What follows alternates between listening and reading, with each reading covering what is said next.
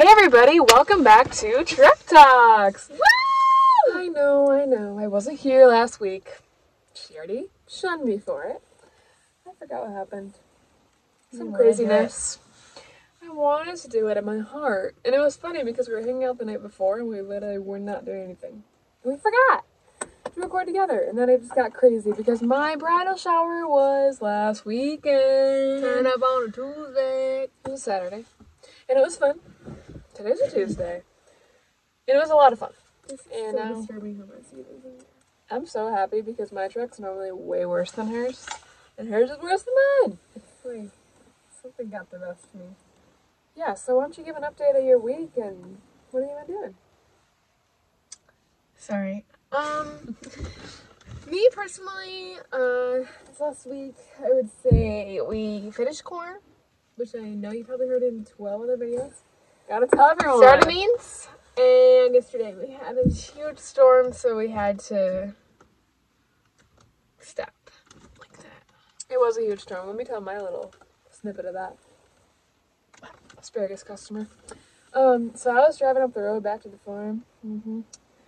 All of a sudden, in my distance, up in the distance, I see a tree going out. I was like, boom. I've never seen a tree fall that fast. Wind's gushing. Then, Huge tree. Boom, another tree comes down right after it. And then, boom, not all the way down. A telephone pole goes like this into the road. And I'm like, whoa, I probably shouldn't be driving, right? I was like, any tree could fall on me when I'm driving. So I kind of pulled up into the parlor and I kind of sat there. My truck was like rocking back and forth. Yeah, no. It was rocking. The wind was so strong. So strong. I don't know. I think it was like 35 miles per hour. Weren't you out in the field? Yep. I was driving down the road. Really? I saw a tree fall. Since Dairy Month is coming up, we have some questions to ask you. We're going to tell you a little about our dairy operation. Because everything we do on our farm is really for the cows. For the cows. It is for the cows. Everything Claudia does, because we feed everything in-house. So. Yeah, but like we could be grain farmers. We could. We should. No. I think either way we would have some kind of cow. We'd have beef cows or dairy. Because, I don't know, cows are just a great way to make some extra income. Dairy is a little bit more tricky because a lot more goes into them. Like, our dairy cows have a nutritionist, a vet, me as their herdswoman watching after them.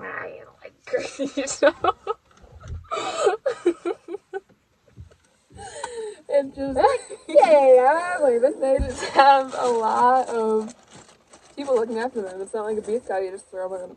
I can't talk about this because I don't want to make you mad because Claudia hates them. I'm like, beef farming is so easy. But dairy cows take a lot of work, so it's not really just like, oh, it's just some extra income. No, it's like we have like 4 to 5 employees. 6? Whoa, that's all the milking people. We have like 12 employees taking care of them.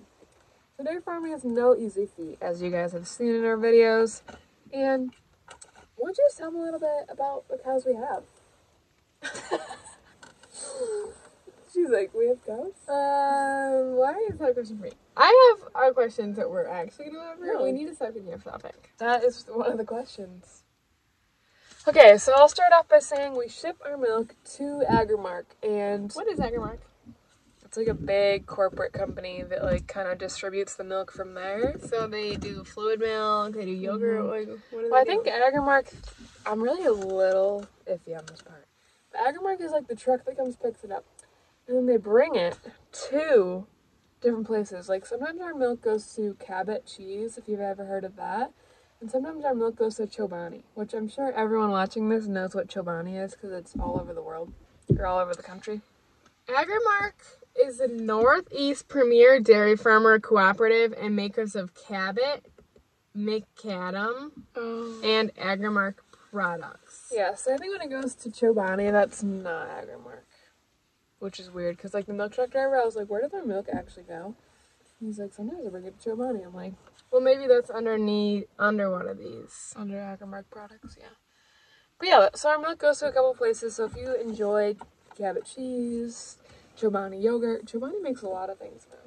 Yeah. Some logistics about it. We milk around 500. We have a double 16 parallel milking parlor, and mostly Holstein because Holsteins produce a lot of milk. For those of them that don't know what double 16 parallel milking parlor is, would you like to go over that? It means we milk 16 on each side, and it's parallel to each other. So it looks like this. Cows on this side, cows on this side. And you kind of like, but they're on like a platform. Yeah, and I've showed it in my videos before. Right, I'm just, do a little over. But yeah, that's what we do. Holstein primarily. Now we have a bunch of Jerseys. Jerseys are known for their butter fat content, and Holsteins are known for the big volume of milk they can make. I don't know if you're like boring me with your cow talk, but I can also be on me. Okay, well, it's dairy milk soon. Dairy mom. Okay, so we are going to be going over some misconceptions today, along with throughout the month of June, sporadically, because maybe you guys have some questions about maybe something you've seen in like on media or like anything about dairy, and you're like, is that true or is that not? We will be here to tell you. A little debunking. Have you ever seen that? Party shirts? No. But we're just going to go over one. Let's just go over the first one. Because we have a lot of misconceptions about dairy, PETA really likes to push them out there. We're kind of an easy target. What does PETA stand for? People for Ethical Treatment of Animals, I think. I always am like, people eating tasty animals. Yeah. But the first misconception is there's antibiotics in milk. Every sip of milk you take, there's an antibiotic. Now, let's start with the actual question. Are we using antibiotics in our farm? Sometimes.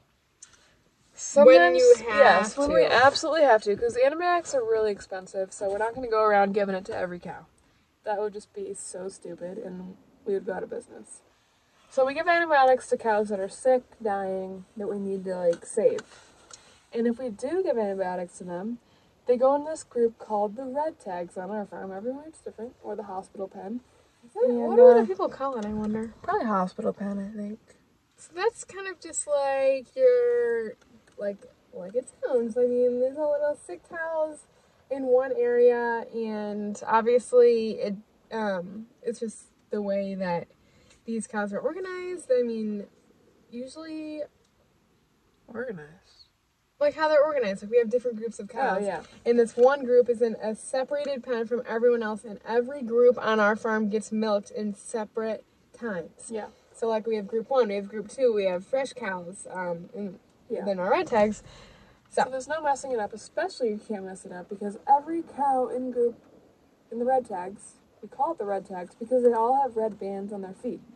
So when we see a cow with red bands and she walks in the parlor and say she's in an actual milking group, we're like, whoa, what is she doing in here? Like, that never happens, but if it ever did, we would see the red bands right away and we would know she does not go into the tank.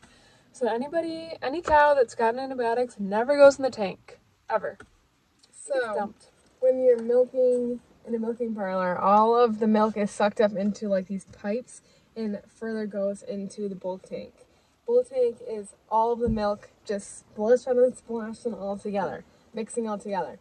So when we milk our red tag group, it's the last group because we don't want any of our milk even to be touching these pipes or in the same vicinity as the regular. Yeah, so basically, moral of the story, any milk with antibiotics is dumped right down the drain. Okay, so we have some rapid fire questions. First one, Claude, what's your favorite kind of cheese and why? Cottage cheese. I really do like Swiss on my sandwiches and cheddar on my crackers. So. Say mine is pepper jack nowadays. I just love the little bite. You know? You do like that? Mm-hmm. What's the next question? Do you drink milk, and what kind? Yes, I drink it with only specific meals. So if it's like spaghetti and meatballs, yes. Peanut butter and jelly sandwich, yes. That's the elite combo. And Mom grew us up drinking 2%. But ever since I moved out on my own, I drink whole milk now. What about you? I drink 2%. Still. Same thing, drinking with those kind of meals. Those meals, yeah. And I really do enjoy it. Like, sometimes, like, I will just, like, drink a whole half gallon of milk. Just regular white milk. Yep. What's your favorite dairy product? Product. Didn't know what she meant. My favorite dairy product is definitely sour cream. I've gotten Dustin obsessed with sour cream. Like, you can't go wrong. I just throw like a whole tub of it on my tacos. I just love it. I can't do that. Why? Aiden is the same way. I just can't do it. Aiden doesn't like He sour loves cream? sour cream. Oh, love it. I don't know. I like it in small doses, but the whole like glob of it on So what is your favorite? ice cream. I could probably agree with that. Claudia and I have to have ice cream every day. We have Yasso bars. Yes. Because they're healthy ice cream. Yes. I think your mom just said that. Which direction do you think dairy is heading in? More fluid milk or what? Or what? Because a lot of people say people hate fluid milk, blah, blah. It's like a trend not to like it. You gotta think about baking, about people making ice cream. Everything else uses fluid milk to make those dairy products. So dairy will never go away. However, less people are drinking fluid milk like by the gallon. I think it'll just be another trend. It'll make it come back. Be like, oh my god, milk is so healthy for you. I think it will have its moment again, but right now it's probably more cheese. Everyone loves cheese right now. Cheese boards. So obviously fluid milk is the most, like, the cheapest thing to make out of all dairy products, don't you think? Cause Yeah, it's the cheapest thing to buy too. Right. Oh, okay. But I was gonna say, if like people are buying more and more fluid milk, how is that gonna affect the farmer? Like, obviously there's gonna be a higher demand, so a higher price drive, but like, do you think it would? Yeah, I think it had to be a significant amount of people. I mean, like I said, it's such a good, cheap thing. So, like, people that can't afford, like, vegan options are always going to choose milk. I'm always going to choose milk just because I like it. But, yeah, I think it's always going to be here. And it will have its moment again where everyone likes it. Because, you know, back in the day, everyone would drink a glass of milk with every meal. And that doesn't happen anymore. My dad's home. But that's our truck talks. Thank you guys so much for watching. We'll see you guys again next week. Any questions about dairy farming? Make sure to ask and spread the word of your love for dairy. Make your friends drink milk again. It's cool, I'm telling you.